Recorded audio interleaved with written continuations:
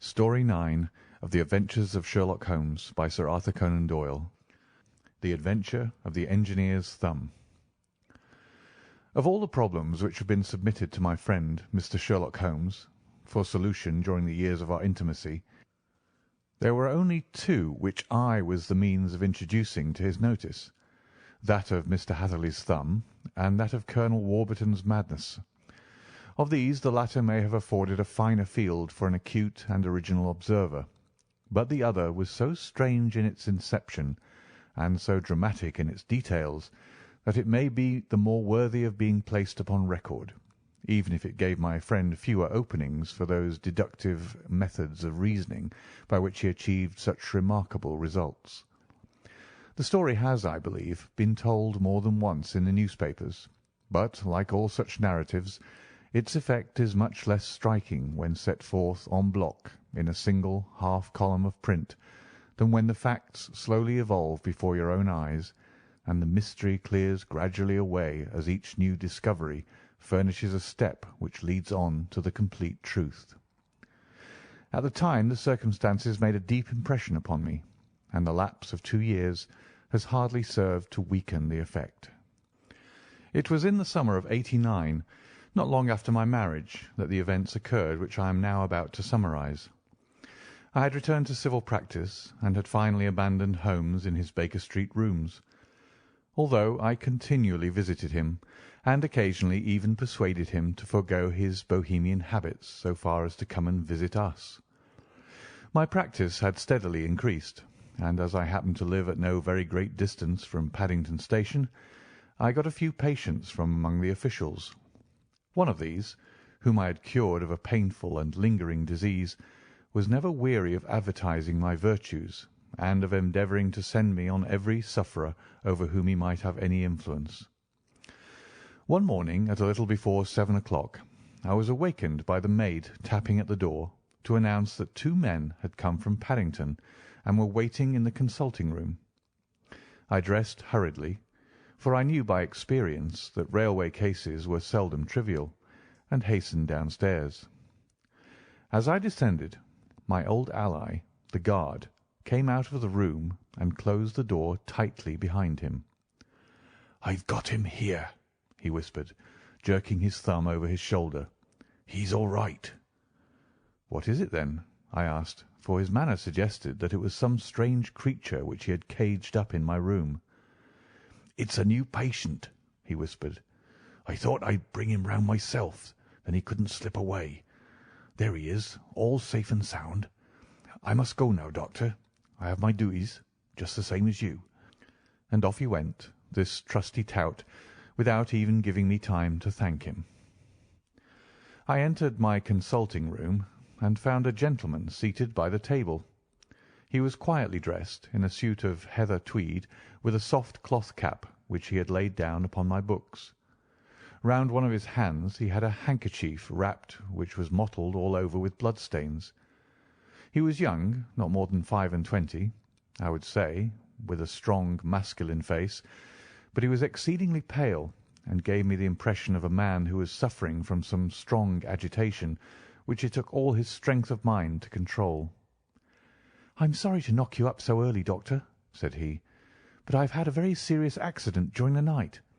I came in by train this morning, and on inquiring at Paddington as to where I might find a doctor, a worthy fellow very kindly escorted me here. I gave the maid a card, but I see that she's left it upon the side table."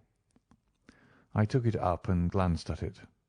"Mr. Victor Hatherley, hydraulic engineer, 16A Victoria Street, 3rd floor." That was the name, style, and abode of my morning visitor. "I regret that I have kept you waiting," said I, sitting down in my library chair. "You are fresh from a night journey, I understand, which is in itself a monotonous occupation." "Oh, my night could not be called monotonous," said he, and laughed. He laughed very heartily, with a high, ringing note, leaning back in his chair and shaking his sides. All my medical instincts rose up against that laugh. "Stop it!" I cried. "Pull yourself together." And I poured out some water from a carafe. It was useless, however. He was off in one of those hysterical outbursts which come upon a strong nature when some great crisis is over and gone. Presently he came to himself once more, very weary and pale-looking. "I have been making a fool of myself," he gasped. "Not at all. Drink this." I dashed some brandy into the water, and the colour began to come back to his bloodless cheeks. "That's better," said he. "And now, doctor, perhaps you would kindly attend to my thumb, or rather to the place where my thumb used to be." He unwound the handkerchief and held out his hand. It gave even my hardened nerves a shudder to look at it. There were 4 protruding fingers, and a horrid red spongy surface where the thumb should have been. It had been hacked or torn right out from the roots. "Good heavens!" I cried. "This is a terrible injury. It must have bled considerably." "Yes, it did. I fainted when it was done, and I think that I must have been senseless for a long time. When I came to, I found that it was still bleeding, so I tied one end of my handkerchief very tightly around the wrist and braced it up with a twig." "Excellent. You should have been a surgeon." "It is a question of hydraulics, you see, and came within my own province." "This has been done," said I, examining the wound, "by a very heavy and sharp instrument." "A thing like a cleaver," said he. "An accident, I presume?" "By no means." "What? A murderous attack?" "Very murderous indeed." "You horrify me." I sponged the wound, cleaned it, dressed it, and finally covered it over with cotton wadding and carbolized bandages. He lay back without wincing, though he bit his lip from time to time. "How is that?" I asked when I had finished. "Capital. Between your brandy and your bandage, I feel a new man. I was very weak, but I've had a good deal to go through." "Perhaps you had better not speak of the matter. It is evidently trying to your nerves."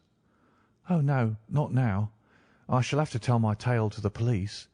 But, between ourselves, if it were not for the convincing evidence of this wound of mine, I should be surprised if they believe my statement, for it is a very extraordinary one, and I have not much in the way of proof with which to back it up.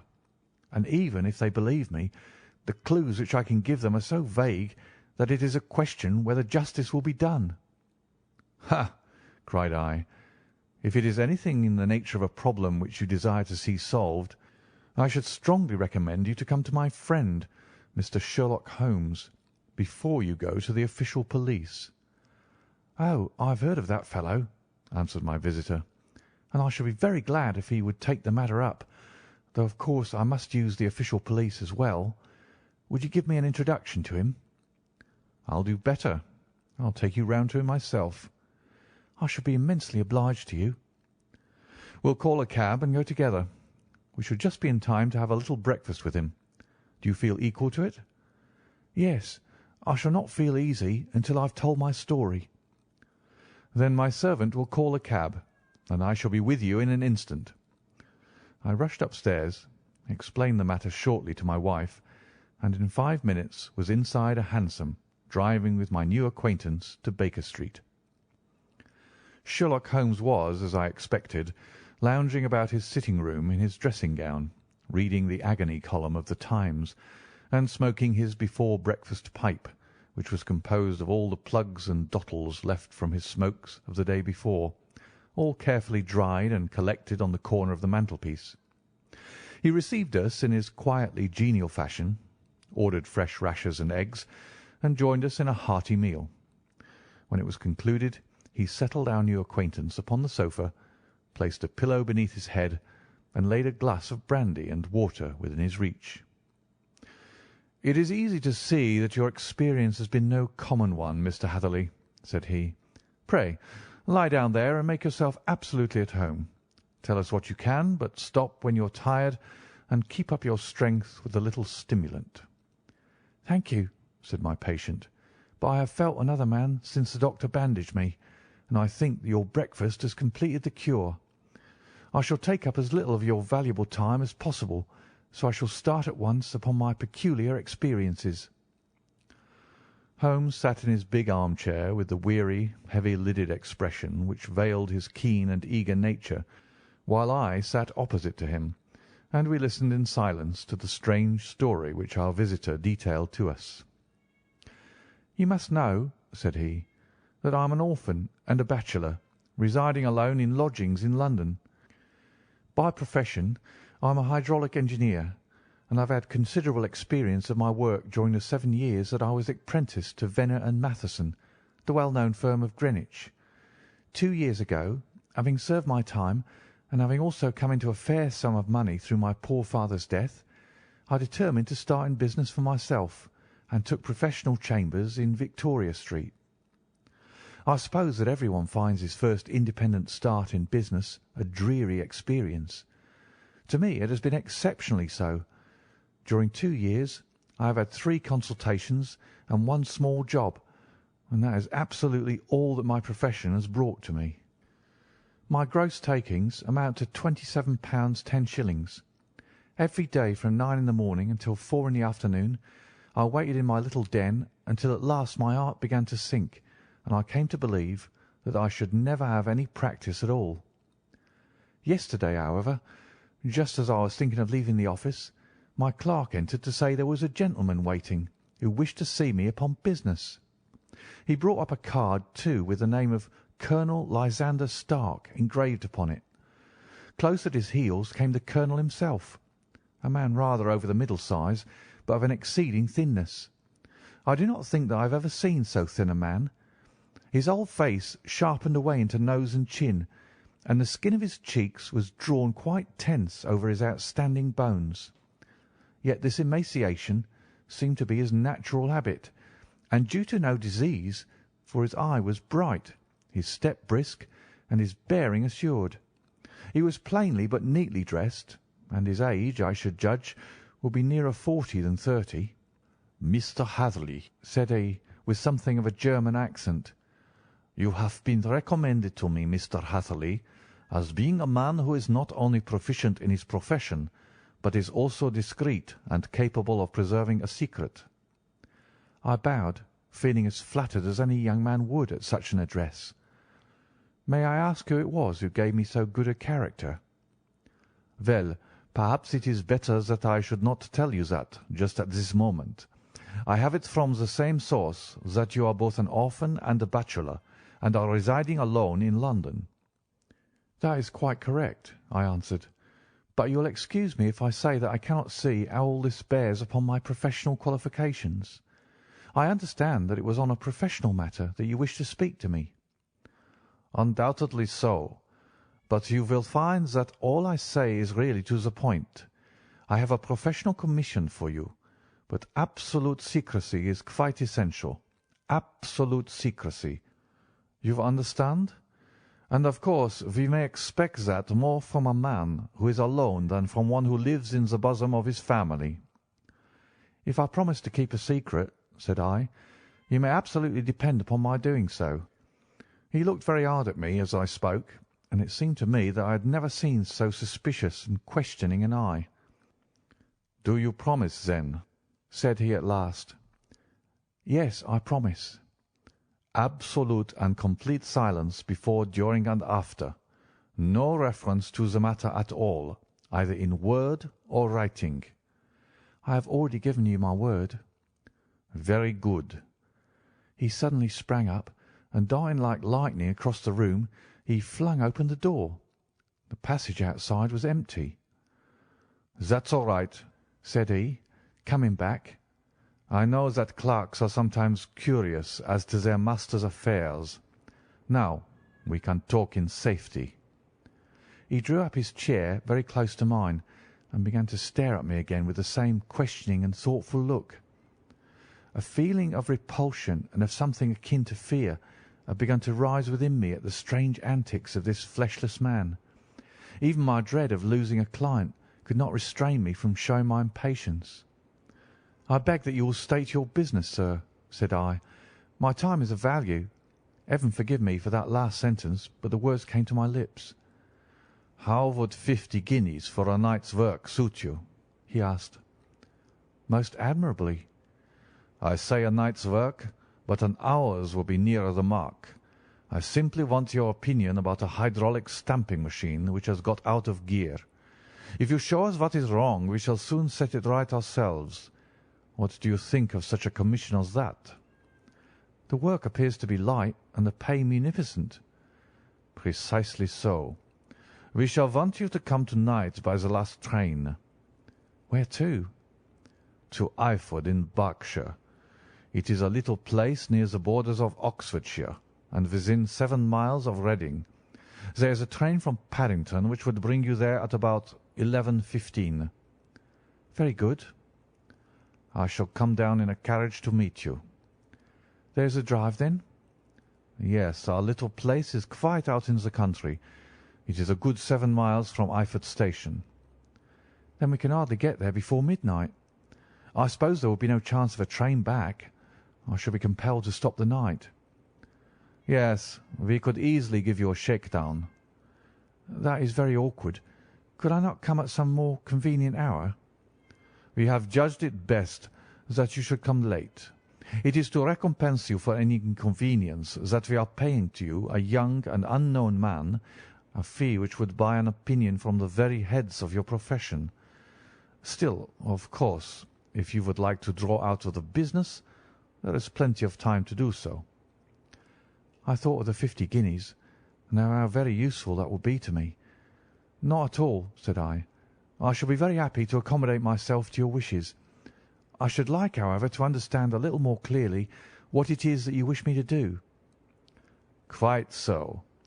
It is very natural that the pledge of secrecy which we have exacted from you should have aroused your curiosity. I have no wish to commit you to anything without your having it all laid before you. I suppose that we are absolutely safe from eavesdroppers." "Entirely." "Then the matter stands thus. You are probably aware that Fuller's Earth is a valuable product, and that it is only found in 1 or 2 places in England." "I have heard so." "Some little time ago I bought a small place, a very small place, within 10 miles of Reading. I was fortunate enough to discover that there was a deposit of Fuller's Earth in one of my fields. On examining it, however, I found that its deposit was a comparatively small one, and that it formed a link between 2 very much larger ones upon the right and left, both of them, however, in the grounds of my neighbours. These good people are absolutely ignorant that their land contained that which was quite as valuable as a gold mine. Naturally, it was to my interest to buy their land before they discovered its true value. But unfortunately I had no capital by which I could do this. I took a few of my friends into the secret, however, and they suggested that we should quietly and secretly work our own little deposit, and that in this way we should earn the money which would enable us to buy the neighbouring fields. This we have now been doing for some time, and in order to help us in our operations we erected a hydraulic press. This press, as I have already explained, has got out of order, and we wish your advice upon the subject. We guard our secret very jealously, however, and if it once become known that we had hydraulic engineers coming to our little house, it would soon rouse inquiry, and then, if the facts came out, it would be good-bye to any chance of getting those fields and carrying out our plans. That is why I have made you promise me that you will not tell a human being that you are going to Eyford tonight. I hope that I make it all plain." "I quite follow you," said I. "The only point which I could not quite understand was what use you could make of a hydraulic press in excavating Fuller's Earth, which, as I understand, is dug out like gravel from a pit." "Ah," said he carelessly, "we have our own process. We compress the earth into bricks, so as to remove them without revealing what they are. But that is a mere detail. I have taken you fully into my confidence now, Mr. Hatherley, and I have shown you how I trust you." He rose as he spoke. "I shall expect you, then, at Eyford at 11:15. "I shall certainly be there." "And not a word to a soul." He looked at me with a last long, questioning gaze, and then, Pressing my hand in a cold, dank grasp, he hurried from the room. Well, when I came to think it all over in cool blood, I was very much astonished, as you may both think, at this sudden commission which has been entrusted to me. On the other hand, of course, I was glad, for the fee was at least tenfold what I should have asked had I had set a price on my own services, and it was possible that this order might lead to other ones. On the other hand, the face and manner of my patron had made an unpleasant impression upon me, and I could not think that his explanation of the fuller's earth was sufficient to explain the necessity for my coming at midnight, and his extreme anxiety lest I should tell anyone of my errand.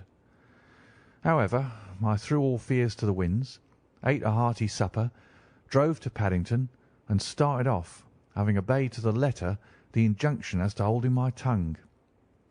At Reading I had to change not only my carriage but my station. However, I was in time for the last train to Eyford, and I reached the little dim-lit station after 11 o'clock. I was the only passenger who got out there, and there was no one upon the platform save a single sleepy porter with a lantern. As I passed out through the wicket gate, however, I found my acquaintance of the morning waiting in the shadow upon the other side. Without a word, he grasped my arm and hurried me into a carriage, the door of which was standing open. He drew up the windows on either side, tapped on the woodwork, and away we went as fast as the horse could go. "One horse?" interjected Holmes. "Yes, only one." "Did you observe the colour?" "Yes, I saw it by the side lights when I was stepping into the carriage. It was a chestnut." "Tired looking or fresh?" "Oh, fresh and glossy." "Thank you. I am sorry to have interrupted you. Pray continue your most interesting statement." Away we went then, and we drove for at least an hour. Colonel Lysander Stark had said that it was only 7 miles, but I should think, from the rate that we seemed to go, and from the time that we took, that it must have been nearer 12. He sat at my side in silence all the time, and I was aware, more than once, when I glanced in his direction, that he was looking at me with great intensity. The country roads seemed to be not very good in that part of the world, for we lurched and jolted terribly. I tried to look out the window to see something of where we were, but they were made of frosted glass, and I could make out nothing save the occasional bright blur of a passing light. Now and then I hazarded some remark to break the monotony of the journey, but the colonel answered only in monosyllables, and the conversation soon flagged. At last, however, the bumping of the road was exchanged for the crisp smoothness of a gravel drive, and the carriage came to a stand.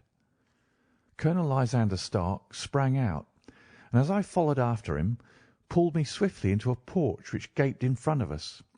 We stepped, as it were, right out of the carriage and into the hall, so that I failed to catch the most fleeting glance of the front of the house.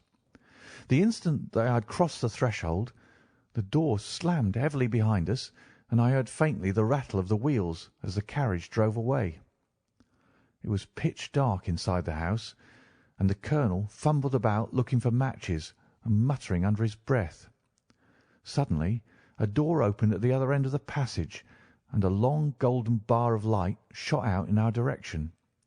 It grew broader, and a woman appeared with a lamp in her hand, which she held above her head, pushing her face forward and peering at us. I could see that she was pretty, and from the gloss with which the light shone upon her dark dress, I knew that it was a rich material. She spoke a few words in a foreign tongue, in a tone as though asking a question, and when my companion answered in a gruff monosyllable, she gave such a start that the lamp nearly fell from her hand. Colonel Stark went up to her, whispered something in her ear, and then, pushing her back into the room from whence she had come, he walked towards me again with the lamp in his hand. "Perhaps you will have the kindness to wait in this room for a few minutes," said he, throwing open another door. It was a quiet, little, plainly furnished room with a round table in the centre, on which several German books were scattered. Colonel Stark laid down the lamp on the top of a harmonium beside the door. "I shall not keep you waiting an instant," said he, and vanished into the darkness. I glanced at the books upon the table, and in spite of my ignorance of German, I could see that 2 of them were treatises on science, the others being volumes of poetry. Then I walked across to the window, hoping that I might catch some glimpse of the countryside, but an oak shutter, heavily barred, was folded across it. It was a wonderfully silent house. There was an old clock ticking loudly somewhere in the passage, but otherwise everything was deadly still. A vague feeling of uneasiness began to steal over me. Who were these German people, and what were they doing living in this strange out-of-the-way place? And where was the place? I was 10 miles or so from Eyford, that was all I knew, but whether north, south, east, or west I had no idea.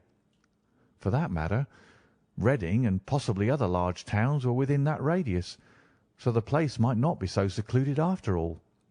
Yet it was quite certain, from the absolute stillness, that we were in the country. I paced up and down that room, humming a tune under my breath to keep up my spirits, and feeling that I was thoroughly earning my 50 guineas fee. Suddenly, without any preliminary sound in the midst of all the utter stillness, the door in my room swung slowly open. The woman was standing in the aperture, the darkness of the hall behind her, the yellow light from my lamp beating upon her eager and beautiful face. I could see at a glance that she was sick with fear, and the sight sent a chill to my own heart.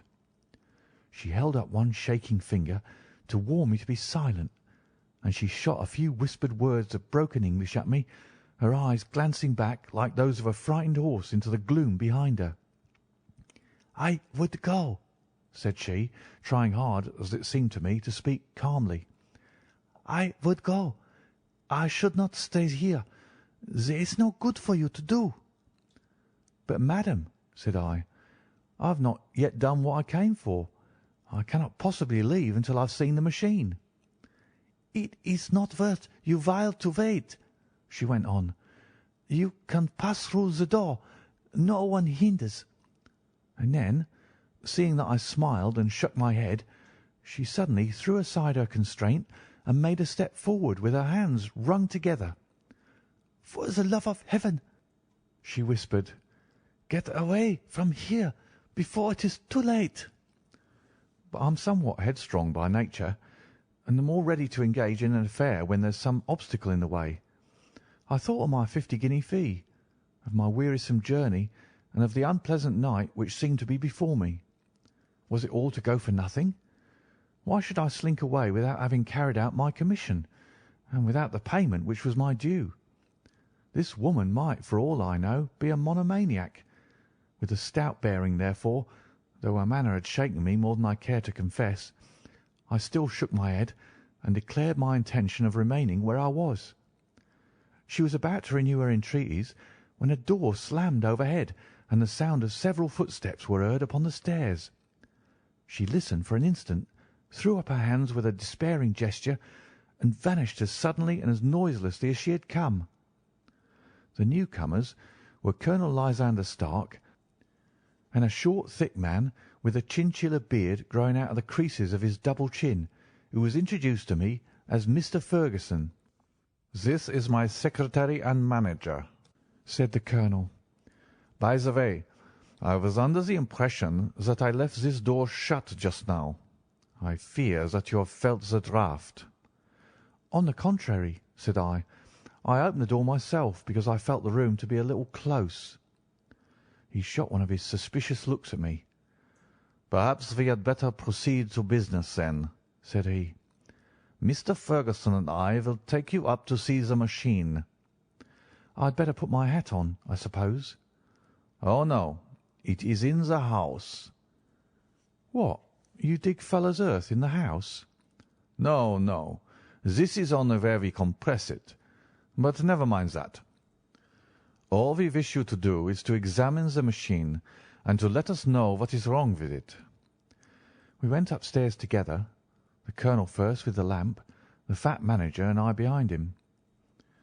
It was a labyrinth of an old house, with corridors, passages, narrow winding staircases, and little low doors, the thresholds of which were hollowed out by the generations who crossed them.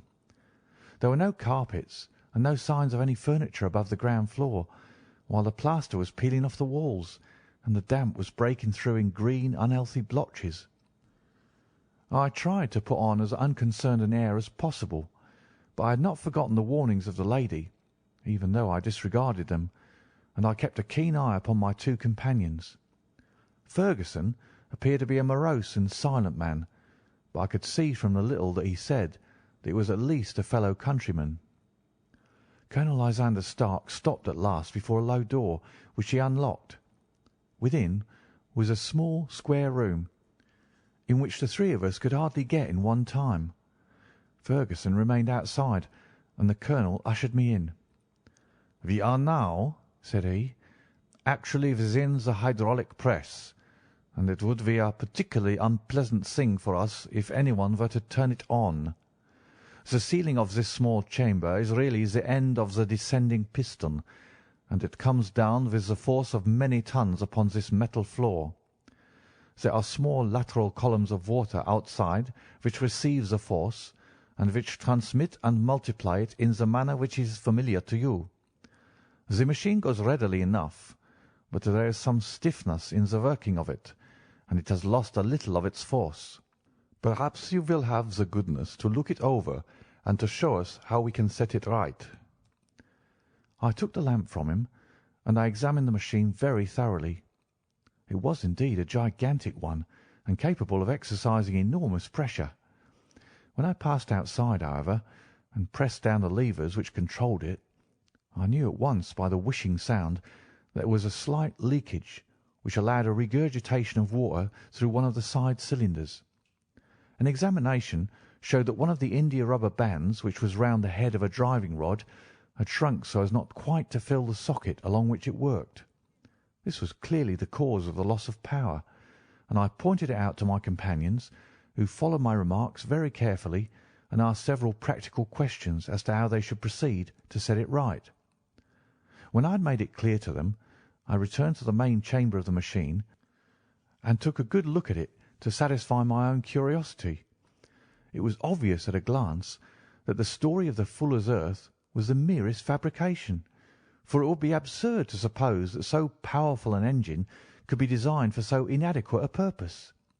The walls were of wood, but the floor consisted of a large iron trough, and when I came to examine it, I could see a crust of metallic deposit all over it. I had stooped and was scraping at this to see exactly what it was, when I heard a muttered exclamation in German, and saw the cadaverous face of the colonel looking down at me. "What are you doing there?" he asked. I felt angry at having been tricked by so elaborate a story as that which he had told me. "I was admiring your fuller's earth," said I.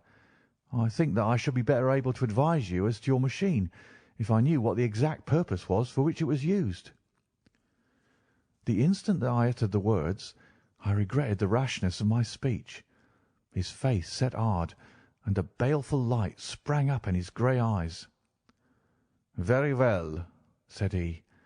"You shall know all about the machine." He took a step backward, slammed the little door, and turned the key in the lock. I rushed towards it and pulled at the handle, but it was quite secure and did not give in the least to my kicks and shoves. "Hullo!" I yelled. "Hullo, Colonel, let me out!" And then suddenly in the silence I heard a sound which sent my heart into my mouth. It was the clank of the levers and the swish of the leaking cylinder. He had set the engine at work. The lamp still stood upon the floor where I had placed it when examining the trough. By its light I saw that the black ceiling was coming down upon me, slowly, jerkily, but as none knew better than myself, with a force which must within a minute grind me to a shapeless pulp. I threw myself screaming against the door and dragged with my nails at the lock. I implored the colonel to let me out, but the remorseless clanking of the levers drowned my cries. The ceiling was only a foot or two above my head, and with my hand upraised I could feel its hard, rough surface. Then it flashed through my mind that the pain of my death would depend very much upon the position in which I met it. If I lay on my face, the weight would come upon my spine, and I shuddered to think of that dreadful snap. Easier the other way, perhaps, and yet had I the nerve to lie and look up at that deadly black shadow wavering down upon me. Already I was unable to stand erect when my eye caught something which brought a gush of hope back to my heart. I have said that though the floor and ceiling were of iron, the walls were of wood. As I gave a last hurried glance around, I saw a thin line of yellow light between two of the boards, which broadened and broadened as a small panel was pushed backward. For an instant I could hardly believe that there was indeed a door which led away from death. The next instant I threw myself through and lay half fainting upon the other side. The panel had closed again behind me, but the crash of the lamp and a few moments afterwards the clang of the two slabs of metal told me how narrow had been my escape. I was recalled to myself by a frantic plucking at my wrist, and I found myself lying upon the stone floor of a narrow corridor, while a woman bent over me and tugged at me with her left hand, while she held a candle in her right. It was the same good friend whose warning I had so foolishly rejected. "Come, come!" she cried breathlessly. "They will be here in a moment. They will see that you are not here. Oh, do not waste so precious time, but come." This time at least I did not scorn her advice. I staggered to my feet and ran with her along the corridor and down a winding stair. The latter led to another broad passage, and just as we reached it we heard the sound of running feet and the shouting of two voices, one answering the other from the floor on which we were and from the one beneath. My guide stopped and looked about her like the one who is at her wit's end. Then she threw open a door which led into a bedroom, through the window of which the moon was shining brightly. "It is your only chance," said she. "It is high, but it may be that you can jump it." As she spoke, a light sprang into view at the further end of the passage, and I saw the lean figure of Colonel Lysander Stark rushing forward with a lantern in one hand and a weapon like a butcher's cleaver in the other. I rushed across the bedroom, flung open the window, and looked out. How quiet and sweet and wholesome the garden looked in the moonlight, and it could not be more than 30 feet down. I clambered out upon the sill, but I hesitated to jump until I should have heard what passed between my saviour and the ruffian who pursued me. If she were ill used, then at any risks I was determined to go back to her assistance. The thought had hardly flashed through my mind before he was at the door, pushing his way past her, but she threw her arms around him and tried to hold him back. "Fritz, Fritz!" she cried in English. "Remember your promise after the last time. You said it should not be again. He will be silent. Oh, he will be silent." "You are mad, Elise," he shouted, struggling to break away from her. "You will be the ruin of us. He has seen too much. Let me pass, I say." He dashed her to one side, and rushing to the window, cut at me with his heavy weapon. I had let myself go, and was hanging by the hands to the sill, when his blow fell. I was conscious of a dull pain, my grip loosened, and I fell into the garden below. I was shaken, but not hurt by the fall, so I picked myself up and rushed off among the bushes as hard as I could run, for I understood that I was far from being out of danger yet. Suddenly, however, as I ran, a deadly dizziness and sickness came over me. I glanced down at my hand, which was throbbing painfully, and then for the first time saw that my thumb had been cut off and that the blood was pouring from my wound. I endeavoured to tie my handkerchief around it, but there came a sudden buzzing in my ears, and next moment I fell in a dead faint among the rose bushes. How long I remained unconscious I cannot tell. It must have been a very long time, for the moon had sunk and a bright morning was breaking when I came to myself. My clothes were all sodden with dew, and my coat sleeve was drenched with blood from my wounded thumb. The smarting of it recalled in an instant all the particulars of my night's adventure, and I sprang to my feet with the feeling that I might hardly yet be safe from my pursuers. But to my astonishment, when I came to look round me, neither house nor garden were to be seen. I had been lying in an angle of the hedge, close by the high road, and just a little lower down was a long building, which proved, upon my approaching it, to be the very station at which I had arrived upon the previous night. Were it not for the ugly wound upon my hand, all that had passed during those dreadful hours might have been an evil dream. Half dazed, I went into the station and asked about the morning train. There would be one to Reading in less than an hour. The same porter was on duty, I found, as had been there when I arrived. I inquired of him whether he had ever heard of Colonel Lysander Stark. The name was strange to him. Had he observed a carriage the night before waiting for me? No, he had not. Was there a police station anywhere near? There was one about 3 miles off. It was too far for me to go, weak and ill as I was. I determined to wait until I got back to town before telling my story to the police. It was a little past 6 when I arrived, so I went first to have my wound dressed, and then the doctor was kind enough to bring me along here. I put the case into your hands, and shall do exactly what you advise." We both sat in silence for some little time after listening to this extraordinary narrative. Then Sherlock Holmes pulled down from the shelf one of the ponderous commonplace books in which he placed his cuttings. "Here is an advertisement which will interest you," said he. "It appeared in all the papers about a year ago. Listen to this. 'Lost on the 9th inst. Mr. Jeremiah Hayling, aged 26, a hydraulic engineer, left his lodgings at 10 o'clock at night and has not been heard of since. Was dressed in, etc., etc.' Ha! That represents the last time that the colonel needed to have his machine overhauled, I fancy." "Good heavens!" cried my patient. "Then that explains what the girl said." "Undoubtedly. It is quite clear that the colonel was a cool and desperate man who was absolutely determined that nothing should stand in the way of his little game, like those out-and-out pirates who will leave no survivor from a captured ship. Well, every moment now is precious, so if you feel equal to it we shall go down to Scotland Yard at once as a preliminary to starting for Eyford." Some 3 hours or so afterwards we were all in the train together, bound from Reading to the little Berkshire village. There were Sherlock Holmes, the hydraulic engineer, Inspector Bradstreet of Scotland Yard, a plainclothes man, and myself.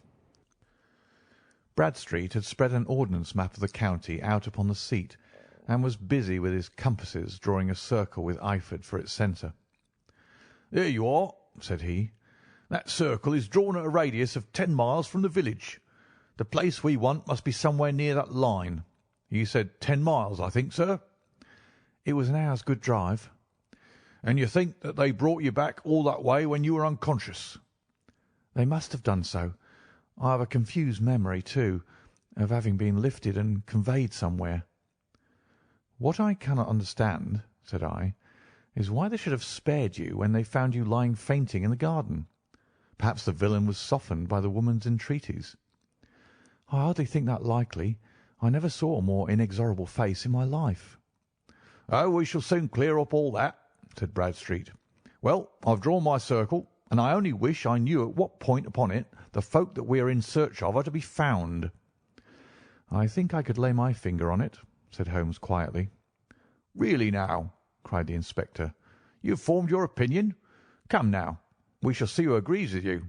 I say it's south, for the country is more deserted there." "And I say east," said my patient. "I am for the west," remarked the plainclothes man. "There are several quiet little villages up there." "And I am for the north," said I, "because there are no hills there, and our friend says that he did not notice the carriage go up any." "Come," cried the inspector, laughing, "it's a very pretty diversity of opinion. We've boxed the compass among us. Who do you give your casting vote to?" "You are all wrong." "But we can't all be." "Oh, yes, you can. This is my point." He placed his finger in the centre of the circle. "This is where we shall find them." "But the 12-mile drive!" gasped Hatherley. 6 out and 6 back. Nothing simpler. You say yourself that the horse was fresh and glossy when you got in. How could it be that if it had gone 12 miles over heavy roads? "Indeed, it is a likely ruse enough," observed Bradstreet thoughtfully. "Of course, There can be no doubt as to the nature of this gang." "None at all," said Holmes. "They are coiners on a large scale, and have used the machine to form the amalgam which has taken the place of silver." "We have known for some time that a clever gang was at work," said the inspector. "They've been turning out half-crowns by the thousand. We even traced them as far as Reading, but could get no farther, for they have covered their traces in a way that showed that they were very old hands. But now, thanks to this lucky chance, I think that we should have got them right enough." But the inspector was mistaken, for those criminals were not destined to fall into the hands of justice. As we rolled into Eyford Station, we saw a gigantic column of smoke which steamed up from behind a small clump of trees in the neighbourhood and hung like an immense ostrich feather over the landscape. "A house on fire?" asked Bradstreet as the train steamed off again on its way. "Yes, sir," said the station master. "When did it break out?" "I hear that it was during the night, sir, but it's got worse, and the whole place is in a blaze." "Whose house is it?" "Dr. Beecher's." "Tell me," broke in the engineer, "is Dr. Beecher a German, very thin, with a long, sharp nose?" The station master laughed heartily. "No, sir. Dr. Beecher is an Englishman, and there isn't a man in the parish who has a better lined waistcoat. But he has a gentleman staying with him, a patient, as I understand, who is a foreigner, and he looks as if a little good Berkshire beef would do him no harm." The station master had not finished his speech before we were all hastening in the direction of the fire. The road topped a low hill, and there was a great widespread whitewashed building in front of us, spouting fire at every chink and window, while in the garden in front 3 fire engines were vainly striving to keep the flames under. "That's it!" cried Hatherley in intense excitement. "There's the gravel drive, and there are the rose bushes where I lay. That second window is the one that I jumped from." "Well, at least," said Holmes, "you have had your revenge upon them. There can be no question that it was your oil lamp which, when it was crushed in the press, set fire to the wooden walls, though no doubt they were too excited in the chase after you to observe it at the time. Now keep your eyes open in this crowd for your friends of last night, though I very much fear that they are a good 100 miles off by now." And Holmes' fears came to be realized, for from that day to this no word has ever been heard either of the beautiful woman, the sinister German, or the morose Englishman. Early that morning a peasant had met a cart containing several people and some very bulky boxes driving rapidly in the direction of Reading, but there all traces of the fugitives disappeared, and even Holmes' ingenuity failed ever to discover the least clue as to their whereabouts.